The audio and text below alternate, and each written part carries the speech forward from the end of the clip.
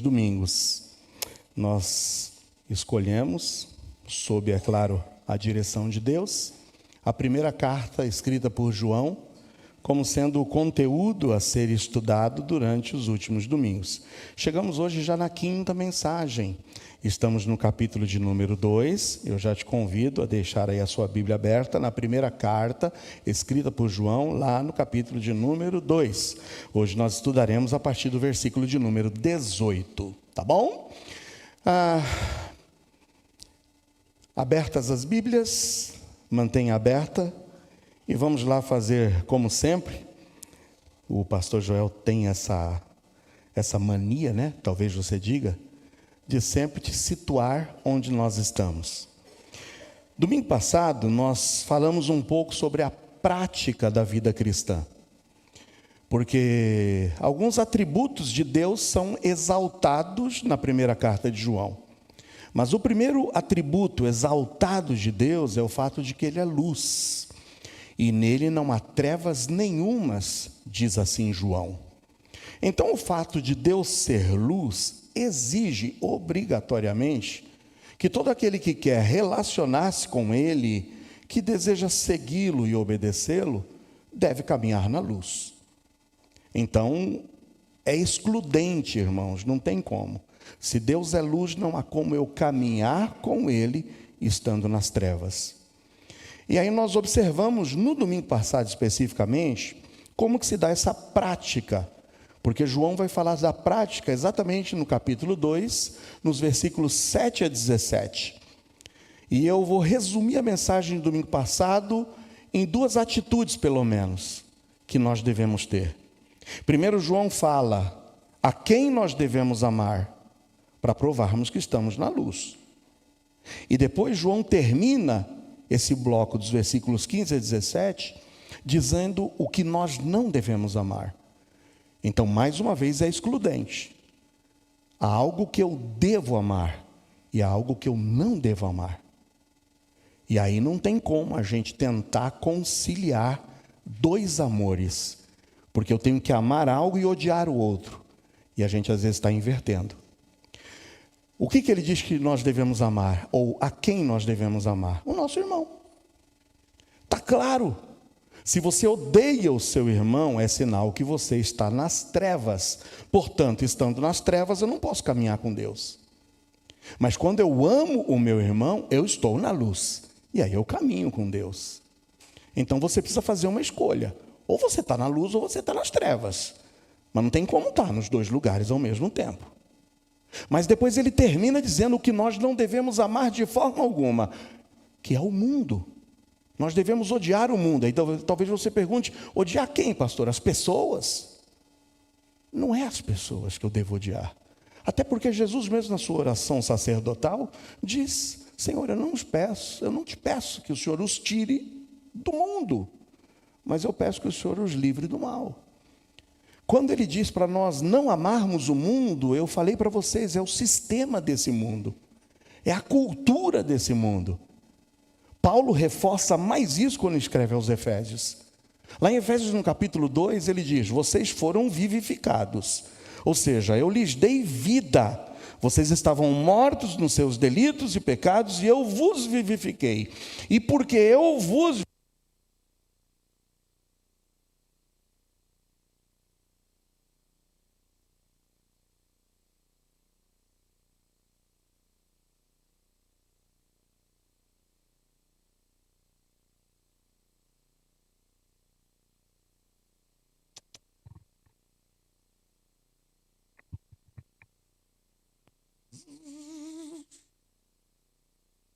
Quando ele diz, não ameis esse mundo, ele está falando do sistema desse mundo, reforçado pelo apóstolo Paulo, quando escreve aos Efésios no capítulo 2. Vocês foram vivificados, vocês estavam mortos e foram novamente tornados em pessoas vivas espiritualmente. Portanto, não andem segundo o curso desse mundo.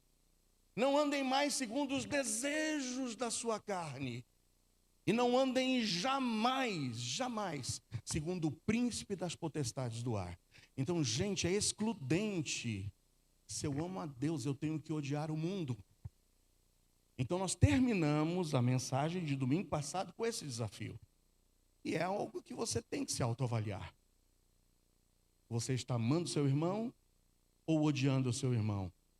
Você está amando o mundo ou odiando o mundo? Leia-se sistema desse mundo. Tem muita gente amando seus irmãos e odiando o mundo. 10. Mas tem gente odiando o irmão e amando o mundo. Então não tem como a gente conciliar essas duas coisas. Hoje nós vamos continuar no versículo de número 18 do capítulo de número 2. Tá bom? Daniel, Vinícius, joga fora essas pilhas, pelo amor de Deus. Né? Joga fora essas pilhas. Porque senão a gente acha que a pilha está com carga e não está. Joga no lixo. Tá bom? Amém. Posso ouvir um amém? Isso. Joga agora, joga no lixo. Isso. Hã? Exato. Eu ia pecar agora porque eu ia cantar uma música, joga fora no lixo, mas deixa para lá. Tá vendo? Eu já estou amando o mundo. Vamos lá então. Você está aí com o capítulo 2 aberto? Versículos 18 a 29. Nós vamos caminhar por esses versículos, tá bom? Mas antes eu quero fazer uma consideração. A mensagem de hoje eu quero pregá-la com temor e tremor. É uma mensagem pastoral. É uma mensagem de um pastor que se preocupa com a igreja, que pode estar se desviando pelo curso desse mundo. Eu não digo, sabe, no pecado, mas na ilusão do canto da sereia, das falsas doutrinas e heresias que estão aí à nossa disposição, ali, diante dos nossos celulares, diante dos nossos olhos, na velocidade que a informação se multiplica hoje pela internet. É por isso que eu estou dizendo, você que me acompanha aí pela transmissão, teu lugar é aqui, a não ser que você esteja doente. E teu lugar é aqui, numa escola bíblica dominical. Porque é nesses momentos que a gente desenvolve aquilo que a gente acredita. E que a gente consegue nivelar todos em uma mesma fé, em um mesmo credo, em um mesmo objetivo. Então encarem essa mensagem hoje como a mensagem de um pastor que está chorando pela igreja, para que nós nos unamos doutrinariamente, estejamos unidos, alinhados. Alinhados, é claro, sim, em planos de objetivos, mas alinhados também doutrinariamente. Irmãos, a quantidade de heresias que tem surgido a cada dia tem me deixado estupefato, admirado e com medo. Porque tem irmão que gosta de se alimentar da internet e se sente atraído muitas vezes pela boa eloquência, pelo bom discurso. A identidade do cristão deve ser preservada contra as seduções do, como João vai chamar aqui, do espírito do anticristo. E isso só é possível se a gente tiver a unção do santo. É isso que ele vai dizer. Eu não estou sendo pentecostal e falar unção do santo. É se nós tivermos a presença do Espírito Santo dentro de nós. Quantos de vocês têm o Espírito Santo habitando em vocês? Quando é que vocês tiveram essa presença em vocês? Num culto especial de derramamento do Espírito Santo? Quando é que a gente ganha o presente do Espírito Santo? Quando é que a gente ganha essa unção? No dia em que a gente se converteu, amém ou não? Ele já está em você. E ele está disposto a exercer o seu ministério de guiar, de convencer o homem do pecado, juízo e justiça. Então João vai falar sobre o espírito do anticristo. João vai falar sobre a necessidade da unção estar presente na sua vida para que haja uma palavra. Guarda essa palavra, discernimento. Qual é a palavra que você tem que guardar? O que é discernimento? É a capacidade de examinar. É a capacidade de olhar e ver, quem sabe, no meio daquelas nuances, no meio daquelas sutilezas, onde o desvio está plantado. E eu vou apontar para vocês algumas das heresias dos nossos dias, saindo da boca de muitos pregadores famosos, quem sabe, entre aspas, idolatrados por muitos. Irmãos, é necessário então batalharmos contra o espírito do anticristo. Isso é possível com a unção do Espírito Santo, que nos dá discernimento. A unção do Espírito Santo nos dá o quê? Discernimento. Para que nós possamos então continuarmos fiéis e de forma inegociável a essa palavra.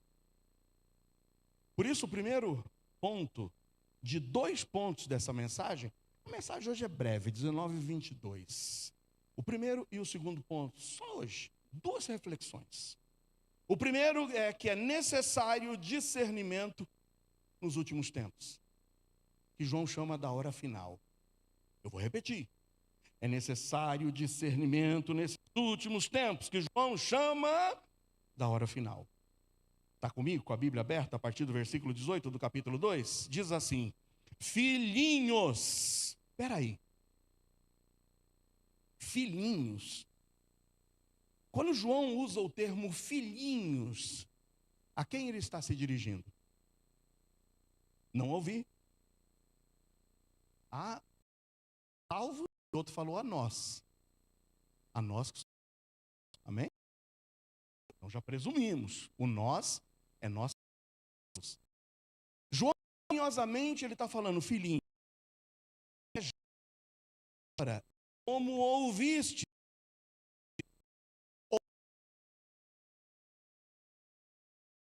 Anticristo, singular. João está falando de um personagem profético, escatológico, profetizado por Daniel, dito e reforçado por Paulo quando escreve aos Tessalonicenses, chamado a atenção aqui agora por João e detalhado no livro de Apocalipse. O anticristo é um personagem que virá. Mas para ele vir, ele precisa chegar com sutileza. Ele precisa ter o terreno armado para ele. Ele precisa ter a rede lançada para que ele possa chegar e ser recebido, e bem recebido. É por isso que, para a vinda do anticristo, aqui está dizendo, também agora muito se tem feito o quê? Anticristos, plural. Você percebe? Você já ouviu uma metáfora? Eu sei que essa metáfora cientificamente não está correta, mas ela serve para a gente poder, quem sabe, fazer uma aplicação. Você já ouviu falar daquela metáfora do sapo fervente? Que você bota o sapo na água fria e você vai aquecendo a água lentamente. E o sapo, quando percebe que a temperatura elevou-se, se ele conseguir escapar, ele vai escapar. Mas se a panela for alta demais, ele não consegue mais fugir. É isso que acontece com muitas igrejas, com pessoas. Quando na a palavra de Deus, toma a palavra de Deus, toma aí.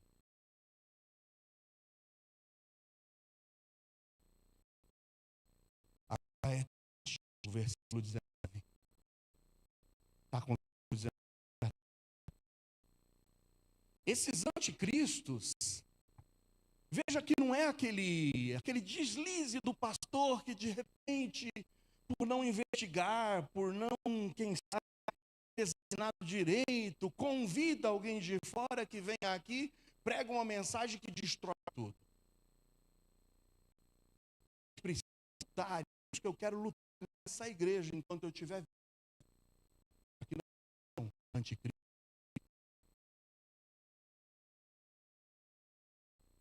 Saiam de nós. De nós. Tenda que brotaram de nós. Estavam no meio de nós. Os irmãos mais antigos, irmão Geraldo, acho que o irmão Roberto vai se lembrar, irmão Zaqueu com certeza, seguramente. Lembra de quando a igreja unia parte dos irmãos da igreja batista na rua Nossa Senhora de onde surgiu a heresia que levou aquela igreja à divisão? De dentro. De dentro. Do próprio líder. Do próprio líder. por isso que eu sempre estou dizendo a vocês, examine o que o pastor Joel está pregando. É por isso que eu sempre digo para vocês, tem no que o só Joel, que legal, ele é um velhinho já, 61 anos, ele não vai ganhar, gente. Ele vem de uma boa procedência. Ele é filho do pastor Valdemir, a água de Cidade Ademar. Não se iludam, porque esse que vos fala pode ser seduzido. É por isso que eu digo a vocês, examine tudo e retenha se o pastor Joel está pregando a verdade. É por isso que eu quero dizer para vocês, eu quero lutar, e vamos lutar, nesse segundo semestre. Nós precisamos nos alinharmos. A gente precisa alinhar e saber se todos nós estamos indo na mesma direção. Se todos nós estamos dispostos a defender a mesma fé. Se nós estamos dispostos a caminhar juntos. Aí aqui vem dizendo, saíram de nós, mas não eram de nós, porque se fossem de nós, ficariam conosco. Mas isso é para que se manifestasse que não são todos de nós. Eu espero que nunca brote do meio de nós nenhum tipo de heresia, de morte. É por isso que eu quero continuar vos alertando. Mas vamos para a parte boa agora? Como é que a gente está preparado para a gente resistir qualquer tipo de heresia que possa surgir? O versículo 20 e o versículo 21 nos dá a chave. O que diz no versículo 20? Vós tendes o quê? Ah, que beleza. Quantos aqui têm a unção do santo? Diga amém. Quantos de vocês têm o Espírito Santo habitando dentro de vocês? Quem é que nos guia? Quem é que nos convence? Quem é que nos dirige? Se não o Espírito Santo. E nós temos, aleluia que nós temos. Louvado seja Deus que nós temos. Por isso não vos escrevi, porque não soubesseis a verdade. Talvez vocês estão dizendo, pastor, para que você está falando? A gente sabe a verdade. A gente sabe, a gente tem sido instruído aqui. Nós sabemos a verdade. Eu não estou pregando porque eu estou dizendo que vocês não sabem a verdade, mas porque vocês sabem a verdade. E porque nenhuma mentira é da verdade. Então, se vocês sabem a verdade, nós vamos continuar defendendo a verdade. Amém ou não? E vamos botar para fora qualquer tipo de mentira. Qualquer tipo de heresia que possa querer penetrar. Irmãos, como é que a gente pode ter esse discernimento? É por isso que eu bato nessa tecla e eu quero continuar dizendo. Nós vamos ter que nos alinharmos, nós precisamos estar juntos. Nós vamos estar batalhando pela mesma fé que uma vez foi dada. É imprescindível. É imprescindível que nós cresçamos e cresçamos juntos, defendendo a mesma fé. Opa, eu ouvi um amém. Que bom. Deixa eu repetir a frase. É imprescindível que nós estejamos aqui lutando juntos pela mesma fé. É isso, que bom. Espero que tenha saído do coração, hein? Foi do coração ou não? Que bom. Precisamos também, irmãos, filtrar o conteúdo teológico que a gente está consumindo nas redes sociais. Toma muito cuidado. Quantos aqui já ouviram falar de Ricardo Gondim? Levanta a mão. Quantos já consumiram o conteúdo do Ricardo Gondim? É um excelente pregador. Excelente. Didática excelente.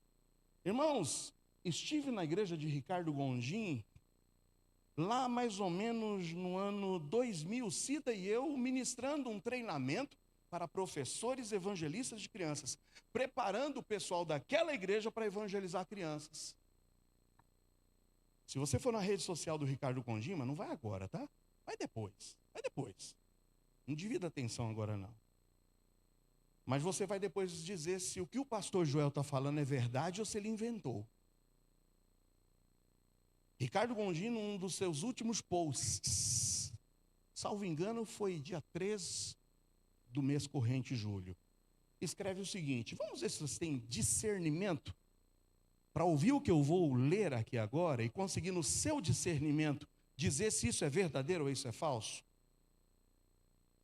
O Adão do Gênesis nunca existiu historicamente. Ele é um mito literário. Não houve um pecado original que nos tornou inimigos milenares de Deus. Jesus nunca lidou com pessoas como se estivessem caídas, deformadas. Ele reconheceu a dignidade de homens e mulheres como pessoas que carregam a imagem de Deus. Deus é amigo do bem e caminha solidário com todos os que promovem o bem. Deus não é um peso a mais sobre nossos ombros, mas Ele é o ombro em que todos e todas podem descansar. E ele termina com soli deo glória. Alguém percebeu alguma coisa esquisita? É uma mensagem bonita. Irmão, sabe o que define uma das facetas do espírito do anticristo? Negar que Cristo veio em carne. Negar que Cristo é o perfeito Filho de Deus.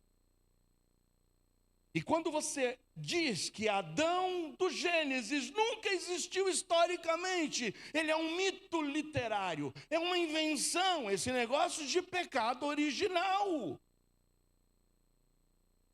Irmãos, o que a palavra de Deus diz, da mesma forma que por Adão veio o pecado, que nos separou de Deus, por esse pecado veio a morte, foi necessário que Deus enviasse o novo Adão, sem pecado, para que por ele nós fôssemos redimidos, amém ou não? Se não teve o primeiro Adão, não preciso do segundo Adão. É isto que está sendo pregado.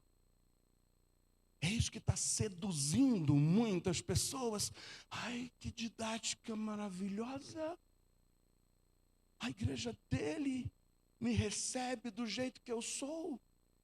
Porque não tem pecado, irmãos. Deus é um Deus bom, que quer ser somente o ombro amigo para que você possa encostar. Venha do jeito que você está e continue do jeito que você está. Porque Deus é bom demais para condenar qualquer pessoa. É isso que está sendo pregado. É isso que está sendo ensinado. E como pastor eu quero hoje dizer, irmão, em nome de Jesus, toma cuidado com o que você está consumindo na internet. Toma cuidado. Eu poderia citar vários outros pregadores, bons e excelentes pregadores, que estão se desviando nos últimos tempos. Sabe por quê? Porque para o anticristo vir, é necessário que haja um espírito suscetível, um espírito preparatório. E através de anticristos, esse terreno está sendo preparado, a gente se seduz, a gente acha que porque está lá cantando músicas lindas, e que louvor que tem na Betesda. Que louvor maravilhoso. A gente acha que porque o louvor é lindo, a gente compra o pacote completo. Ai, irmãos, em nome de Jesus, é com temor e tremor que eu estou dizendo para vocês, tomem cuidado. Hoje está sendo pregado o universalismo. É quando a gente abraça a crença de que Deus aceita a adoração de todas as religiões. Cristianismo, judaísmo, islamismo, budismo, todo mundo junto. É o que a falecida tia da Cida dizia. Cida, pergunta para o Joel se um dia ele pregaria num culto econômico. Eu falei, o que é um culto econômico? É aquele culto que mistura todo mundo junto lá, que tem padre, que tem tudo. Ah, ecumênico! A tia da Cida chamava o culto ecumênico de culto econômico. Às vezes a gente tem que tentar deduzir as coisas, né? Mas é isso, é a política da boa vizinhança, a gente abraça tudo, estamos tudo em casa. É esse o espírito que o anticristo quer para que ele venha.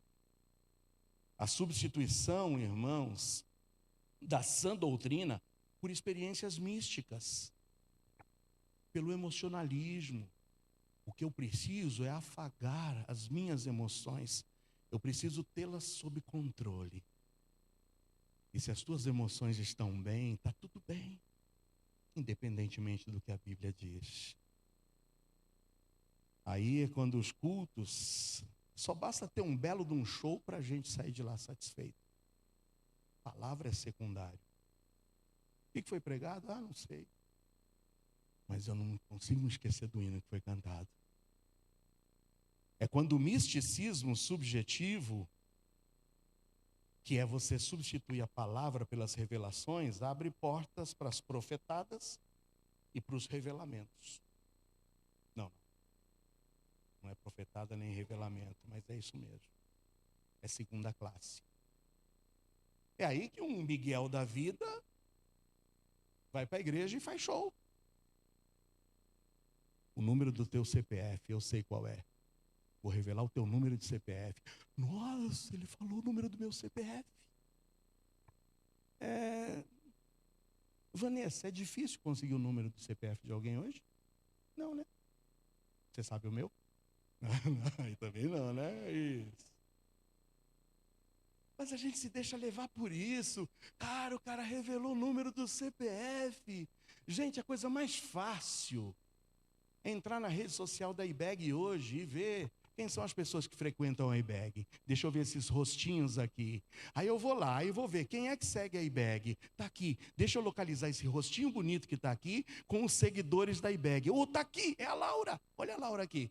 Ela vai, consegue o nome da Laura na rede social, faz a pesquisa com a Vanessa, não é? E aí já obtém o número do CPF. Aí vem o cara aqui no dia que o pastor Joel convidou e falou, eu sei aqui de uma pessoa, eu sei que ela ama cantar e louvar a Deus. Eu sei que o número do CPF dela é esse, 321-954, A Laura, meu Deus, ele tem uma palavra para mim. E o que eu disser a partir de agora, ela recebe como sendo verdade. Está assim hoje, irmãos. Está assim hoje. Eu encerro esse primeiro ponto dizendo que a igreja que não consegue distinguir o erro da verdade está a um passo de abraçar a apostasia. Se você não consegue hoje distinguir o erro no meio de tudo isso que está sendo jogado e lançado para aí, irmãos, a gente vai estar a um passo da apostasia. Por isso que a verdade é a única coisa que nos mantém firmes e resistentes. Amém ou não? É a verdade. Por isso que nós vamos abraçar a verdade. Vamos comprar essa verdade. E não vamos vender essa verdade, como diz o sábio lá no livro de Provérbios. Compra a verdade e não a vendas. É isso que está escrito a partir do versículo de número 24. Portanto, que desde o princípio ouvistes, permaneça em vós. Amém ou não? Porque se em vós permanecer o que desde o princípio ouvistes, também permanecereis no Filho e no Pai. E essa é a promessa que ele nos fez, a vida eterna. E essas coisas vos escrevi acerca dos que vos enganam. Mas a unção que vós recebestes dele fica em vós. O Espírito Santo jamais nos abandonará, irmãos. Continua firme defendendo essa fé. Não tendes necessidade de que alguém vos ensine, mas como a sua unção vos ensina todas as coisas, e é verdadeira, e não é mentira, como ela vos ensinou, assim nele permanecereis. É o Espírito Santo na vida de cada crente, que vai iluminar a mente para compreender as Escrituras, autenticar a verdade divina no coração, dispensando qualquer nova revelação que possa querer surgir. Por isso que eu digo, irmão, cultive em nome de Jesus uma vida de dependência do Espírito Santo através da oração e da submissão a essa palavra e a essa Escritura. Não venda essa palavra por nada. Essa palavra tem que ser o nosso norte. Desenvolva o hábito, em nome de Jesus, de consultar pessoas espirituais e preparadas que defendam a mesma fé que você, para que possam lhe orientar. E quem sabe tirar qualquer tipo de dúvida sobre interpretações bíblicas complexas. Pastor Joel nunca se eximiu de te explicar um texto que talvez você não tenha compreendido. E eu estou às ordens. E é por isso que no segundo semestre nós vamos nos alinharmos. Nós vamos juntos caminhar nas doutrinas básicas para que a gente defenda a IBEG de qualquer tipo de espírito de anticristo que possa surgir por influências externas e que brote do meio de nós qualquer tipo de doutrina que não seja a doutrina de Cristo.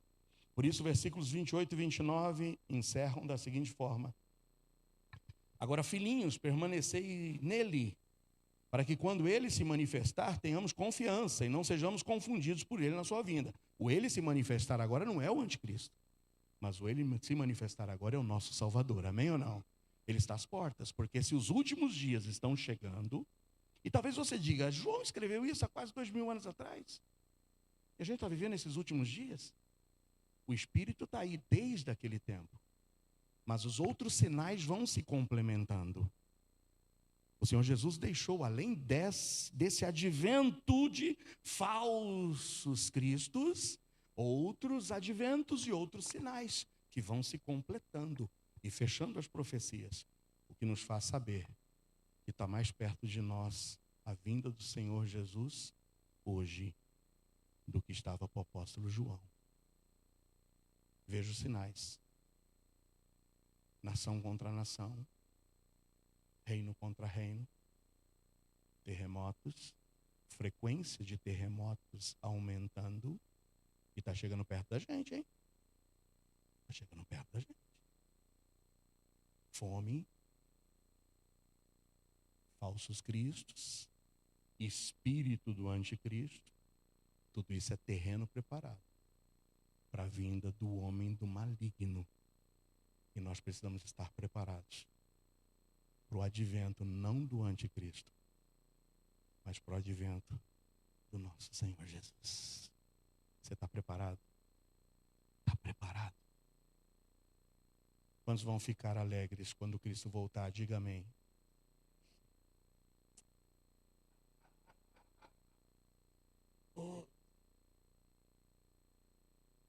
É a mesma piada desde quando eu entrei na igreja, irmãos. Já caiu 2 vezes, Gustavo. Eu vou repetir de novo, tá bom? Quantos vão ficar alegres quando Cristo voltar? Diga amém. Aê, eu vou subir alegre, eu não vou ficar alegre, amém ou não? Agora eu vou fazer para ter um amigo gostoso. Quantos vão subir alegres quando ele voltar? Amém. Louvado seja Deus. Que a obediência de Noé, acima de toda cultura, acima de tudo que oprimia, possa ser a mesma obediência nossa. Porque eu acho interessante quando a gente olha para a vida de Noé, em Gênesis 6:22 diz, fez Noé conforme tudo o que o Senhor lhe tinha mandado. Apesar da oposição, apesar da zombaria, apesar de tudo, nós vamos ficar firmes e obedientes como Noé. Ah, irmãos, eu encerro então dizendo que é necessário discernimento nesses últimos tempos que João diz que é a hora final. E o discernimento só pode vir pelo Espírito Santo e pela verdade, que irá nos manter firmes e resistentes até a volta de Cristo. Fecha seus olhos. Pai bendito, em nome de Jesus, estamos aqui humildemente, mas eu particularmente, com temor e tremor, te dizendo, ó Deus, me ajuda, me orienta, ó Deus, a eu poder orientar o teu povo. Me mantém firme na tua palavra, me mantém firme na tua doutrina, que jamais eu possa ser alguém com espírito de anticristo, para me levantar no meio dessa igreja e querer desviar o teu povo da verdade. Pai, nos livra de qualquer tendência, de qualquer espírito, de qualquer atmosfera que possa, ó Deus, nos levar para longe da tua palavra. Estamos aqui reafirmando um compromisso contigo, com a unção do teu Santo Espírito e com a fidelidade da tua palavra, para permanecermos firmes contra as astutas ciladas do diabo. É a nossa oração em nome de Jesus. Amém.